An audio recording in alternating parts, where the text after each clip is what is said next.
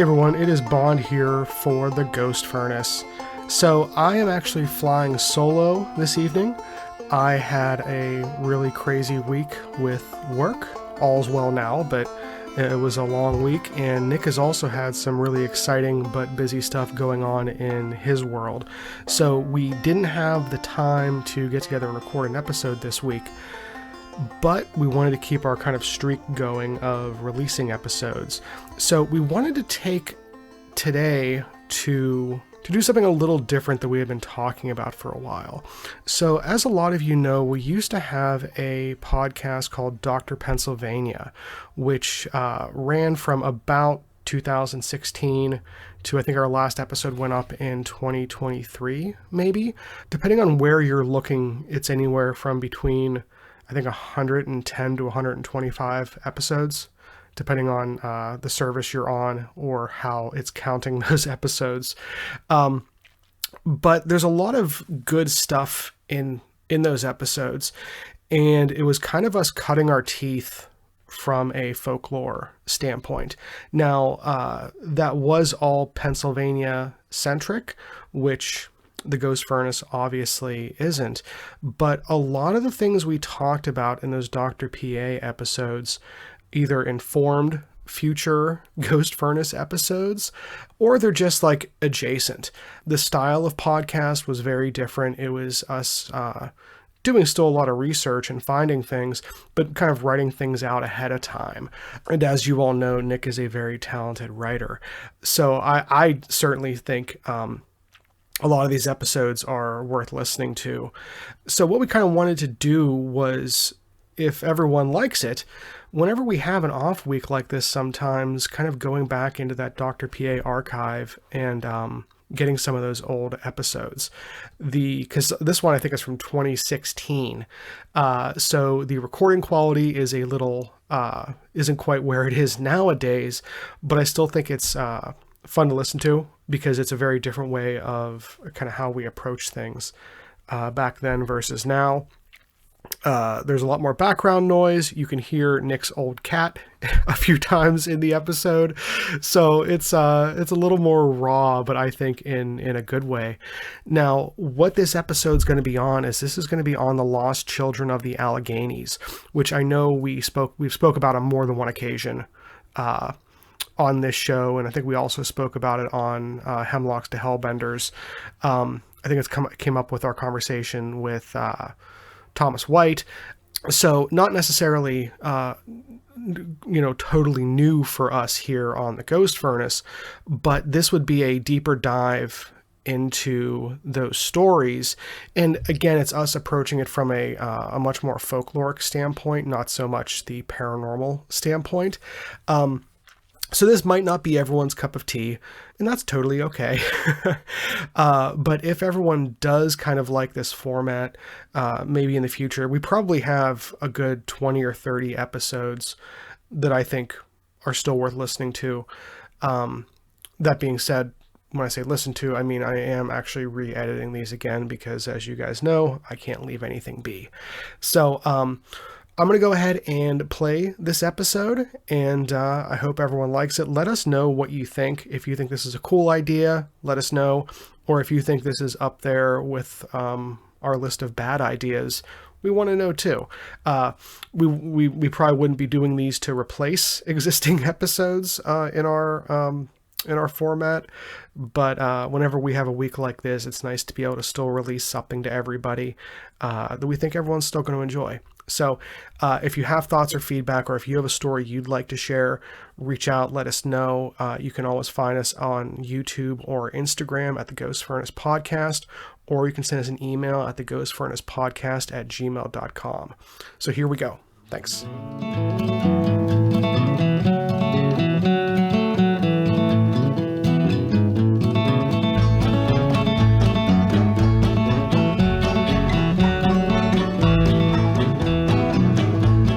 Autumn found me driving into the city of Bedford more often than usual. I approach it from Altoona coming down 99 and from Johnstown following Route 56. Between these two roads, just west of 99 and north of 56, is Pavia Township in the northwesternmost corner of Bedford County had been known as Union Township until the mid-1990s, and it's sparsely populated with about 300 people there. The township has two things which are known beyond the borders of Bedford County and Blair and Cambier, which it buttresses up against. Pavia Township is known for hosting the summit of Blue Knob. At 3,120 feet, it's the second highest point in Pennsylvania behind Mount Davis, which is only 90 feet higher in elevation. Aside from Blue Knob, Pavia Township has a story, one which in the 19th century spread far and was told often as the United States entered into an age of spiritualism, and the tale of the Cox children fell into a series of tales which served to give credence to the practitioners of seances and spirit photography and whatnot. George and Joseph Cox's fate and the involvement of one Jacob Dibert is a sensational tragedy which has become known simply as the Lost Children of the Alleghenies.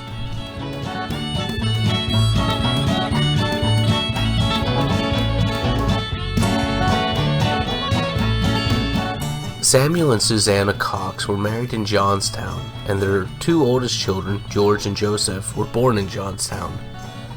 Shortly after Joseph's birth, the family moved out to the state of Indiana in order to establish a farm, but it didn't work out, and so by April of 1856, the family lived in a rented cabin in the hills of Bedford County in an area known as Spruce Hollow. There were 5 of them now: Samuel and his wife, Susanna, their 2 oldest sons, George and Joseph, 7 and 5 respectively, at the time of these events, and an infant girl who was not yet quite 2.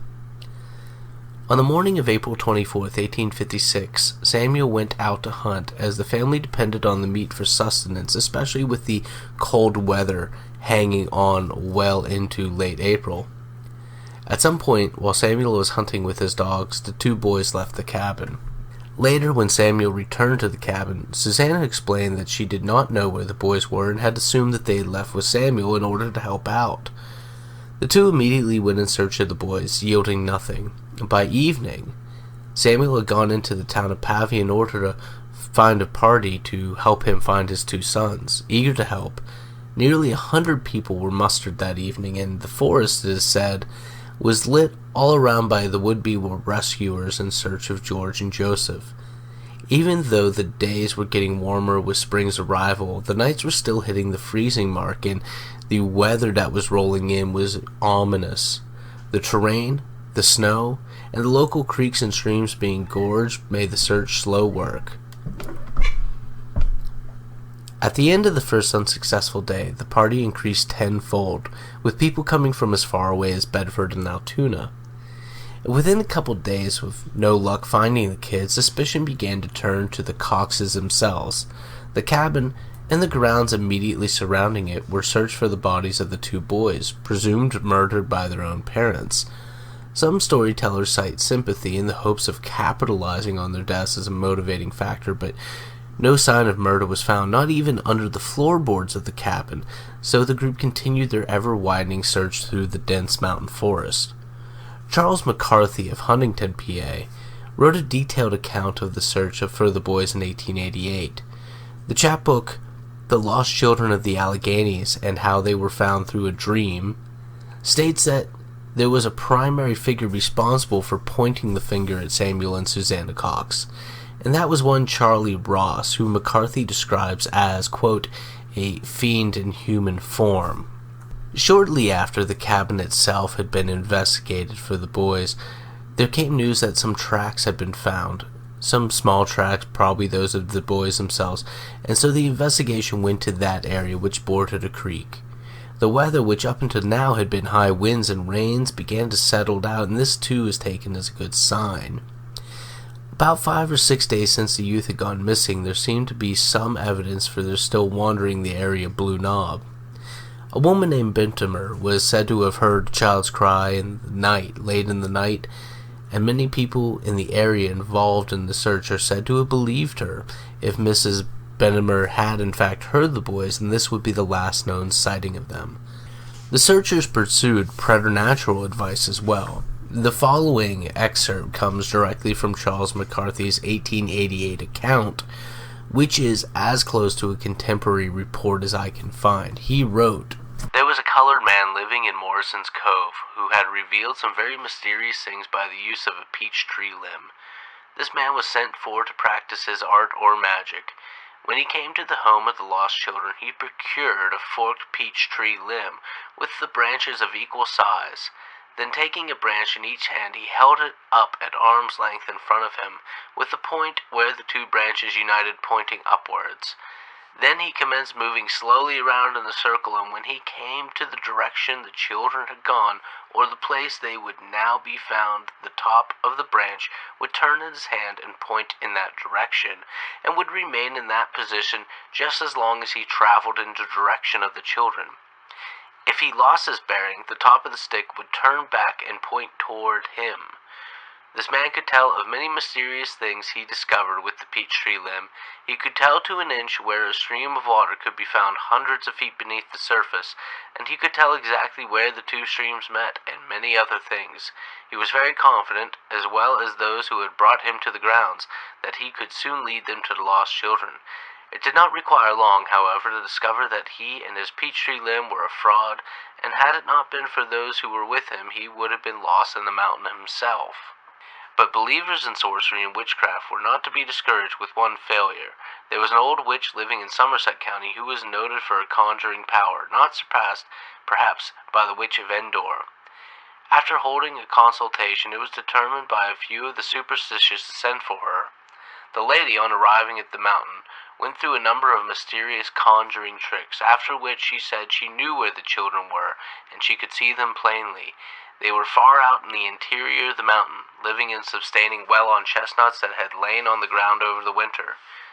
She said that they had lodged at night on a nice bed of leaves under a bunch of heavy laurel that protected them from the rain and snow. But she said, quote, "I can't find the children unless you give me some money." Her conditions were complied with. "Now," she said, "just you follow me, and I'll soon find the children. If you had just sent for me first, you might have had 'em a long time ago. Again, 10 o'clock tomorrow will have 'em safe enough. The children all right." The poor old deluded creature, now with staff in hand, started out with a number of searchers, she leading the way. But they were soon interrupted by night coming on. The night was dark, cold, rainy, and by morning came as usual. It brought hundreds of thousands of people to the mountains, and quite a number who did not have any faith in witches accompanied the old enchantress, curious to know how her conjuring would end. The reader can imagine the sorcerer as she leads the way, and see her as she ascends the rocky heights of the Alleghenies. After passing rugged hills and crossing timber, obstructed vales and swollen streams that had been more than thrice explored before, she enters the barren waste of the interior of the mountain.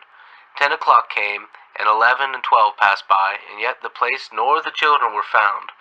But on and on the charmer went, still declaring to those about her that she would soon see the lost children, and thus they went on wandering through the wild and dismal forest until night began to shroud the valleys below in gloom. She sunk down at last, faint and exhausted, and declared that she could go no farther without sleep or rest, but that in the morning she would be able a little while to reach the children and save their lives.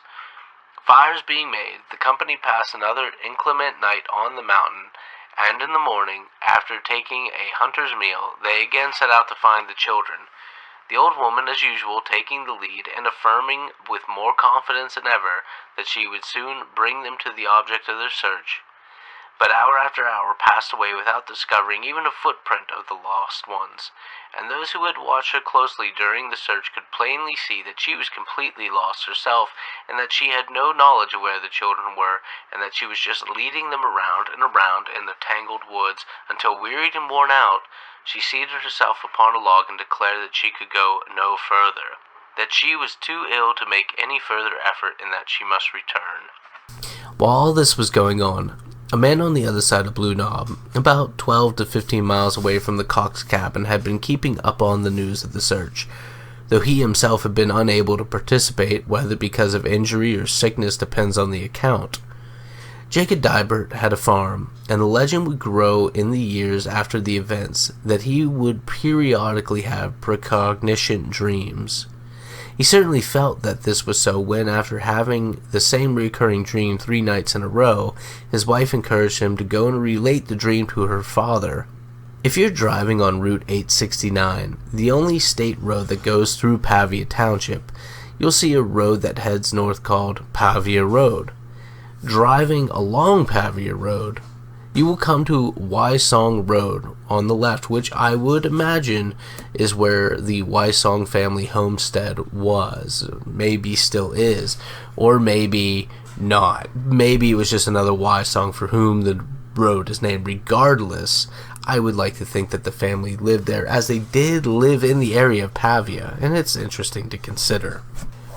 Jacob Dybart was unable to meet with his father-in-law, who was out, so he met with his brother-in-law, Harrison Wysong. The dream found Jacob in the woods, where he is walking along a deer trail, and shortly beyond the body of a fallen deer is a boy's shoe, presumed to be Joseph's.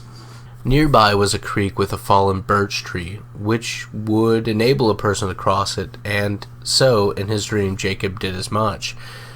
From here he walked along a ravine until he came to another dead birch tree whose exposed roots hid the bodies of the 2 Cox boys.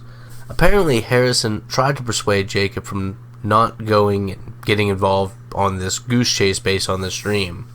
The boys have been missing for about 10 days now, and the people were beginning to wonder if they had not fallen to bears or wildcats, both of which were plentiful in the forest. Others still wondered if the boys hadn't been kidnapped, perhaps by gypsies who were known to travel through the area. Jacob was steadfast in having to resolve the anxiety brought on by the dream with or without his brother-in-law's help. Fearing that Jacob may himself become lost in the unfamiliar wilderness, Harrison begrudgingly went along, for what he figured would be another fruitless episode. As they went about, the road markers from Jacob's dreams began to appear. First it was the deer corpse, and just a few yards from it a boy's shoe. The 2 men soon found themselves along Bob's Creek, which is just over Crest Ridge from Wysong Road. The modern monument road runs parallel to the creek. The 2 men crossed the fallen birch tree, as in the dream, and began walking along a ravine where they stopped, having spotted a tree which, if Jacob Dybart's dream was to no longer be doubted, would house the 2 young boys curled up in the exposed roots. It was May 8th. The boys had been missing for nearly 2 weeks. The 2 boys were found huddled together. Doctors who saw the bodies said it looked like they had died only a few days before, and some storytellers like to state that they had died the night Jacob began having his dreams. They had most likely succumbed to hunger, with Joseph having died first. The 2 boys were thin, and from the state of their clothes had been wandering the mountains for the better part of the 2 weeks. They were nearly 7 miles from their cabin. The boys returned by sled to the Cox family, and they were buried in a single coffin at the Mount Union Cemetery near to the town of Lovely, just south of Pavia. People from as far away as Pittsburgh attended the funeral, which occurred on May 11th. Accounts from the attendees suggest that as many as 1,000 people or more showed up, reflecting just how the tragedy had affected everyone. Dybart and Wysong used their reward money of $50 to purchase headstones for the Cox children. One final bit from McCarthy's The Lost Children of the Alleghenies. McCarthy had done some research prior to his book, and this included reaching out to Jacob Dybart's widow. McCarthy claims to have received a response from Sarah Gardner, née Dybart, which he included in his publication, despite mentioning that it had not been given to him for the purpose of publication, but that the reader might find it interesting nonetheless. Given that journalistic standards were about as non-existent in the late 19th century as they are today, I'm going to continue to err on the side of healthy skepticism regarding McCarthy's exactness. Regardless, here is the letter he republished. Mr. C. R. McCarthy, Huntington, PA. Dear Sir, I herewith send you a statement of the facts connected with finding of Cox's lost children, so far as my husband had anything to do with it.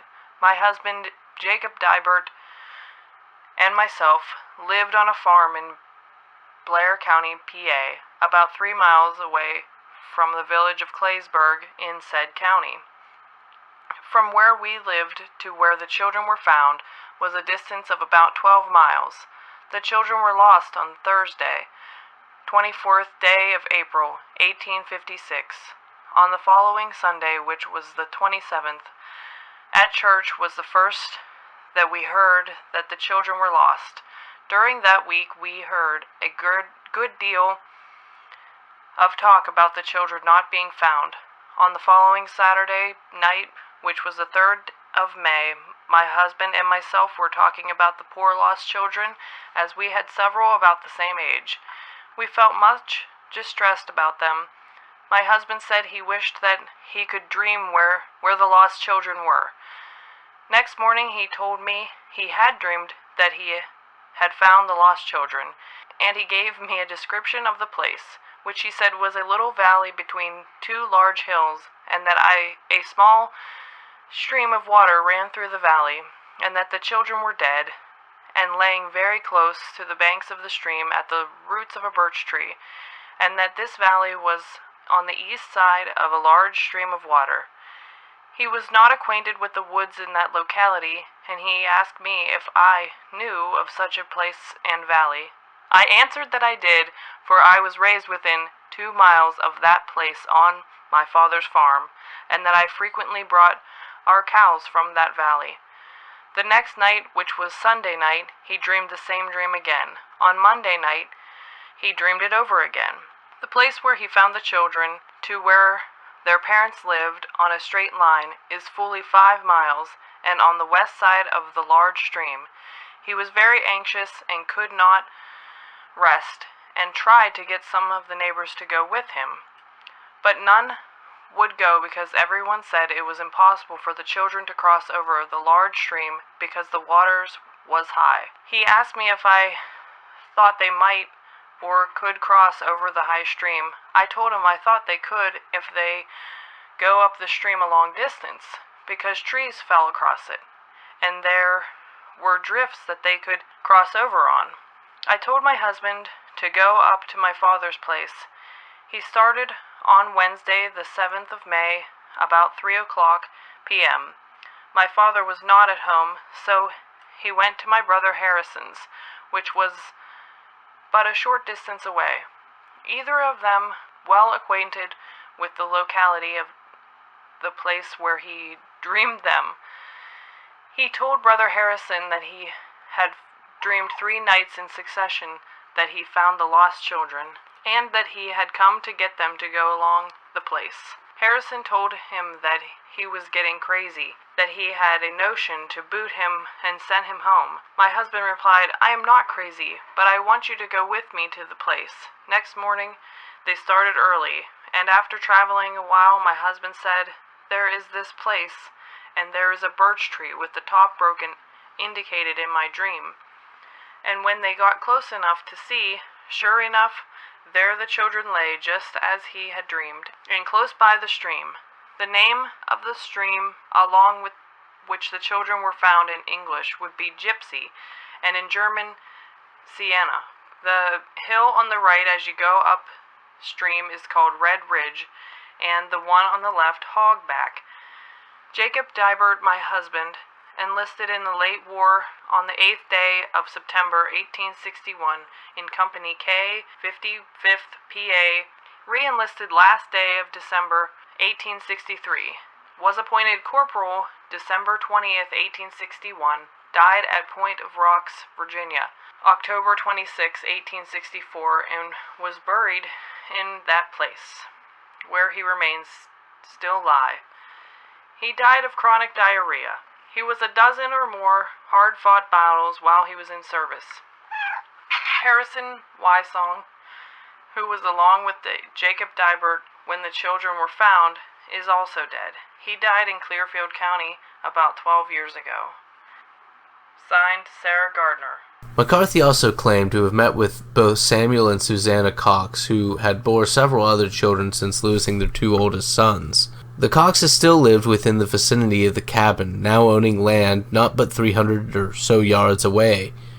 Mrs. Cox admitted to McCarthy that she had never been able to go to the site where her boys were discovered, though she had tried years earlier. McCarthy had interviewed Susanna in her 60s, and it is unknown as to whether she ever did make it to the site. Samuel and Susanna would both be dead before the arrival of the 20th century, Samuel in 1896 and Susanna in 1899. They had 4 children, and 29 grandchildren survived them. And they still have relatives living in the area, as do the Dybarts. In 1906, a memorial was erected on the sites where the boys were found. In more recent years, a protective fence was placed around the monument as it had been vandalized. Prior to the monument, a good-sized flat stone which George had placed under his younger brother's head as a pillow was monument enough, and the locals respected the stone, leaving it there, though they did carve their names and steal bark from the tree that provided the boys their final shelter. Each spring, a picnic was held at the site, well into the 20th century, and Jacob Dybart's son would tell the story of his father's dreams. And you're probably thinking, has anyone considered that Jacob Dybart and Harrison Wysong killed the boys for some unknown motive? Is that how they knew where the boys were located? And, well, yes, some people did suspect that. Dybart in particular, they thought may have killed the boys. There was some sort of investigation, too, which would go on to clear both men of any suspicion, and really, aside from the $50 reward money, which neither man could have counted on being offered in the first place, what motive could they really have had? Besides, they had donated the reward money so that the boys could have a gravestone. Lastly, the cause of death was apparent according to eyewitness testimonies. A lot of stories state that Dybart did not know the area of Pavia well, but I call that into question as his wife's father and his brother-in-law, and who knows what other relatives lived in that immediate area. Dybart may have indeed dreamt of the boys' location, but I only imagine that his son's retelling of the events have inflated the importance and exactness of the dream, especially considering McCarthy's book, from which so much of our knowledge of the events comes from, was written 30 years after the fact, and even his own widow's story could have been influenced by his son's telling and retelling of it. So after many retellings within the area and within the family in particular, the importance and the directness and the exactness just changes. The area of the Blue Knob is still said to be haunted by the spirits of the 2 kids, and you can find a countless series of people telling stories of having heard the children crying up on the hill, particularly at night, as always, and especially during spring or during a storm. Just the same, if you find yourself in the area of Blue Knob, triangulated there between Altoona, Bedford, and Johnstown, take a moment to step off of, but not too far from, the road and face away, and try to see the world of the distant yesterday, a wilderness which even the current wilds of central Pennsylvania can't compare.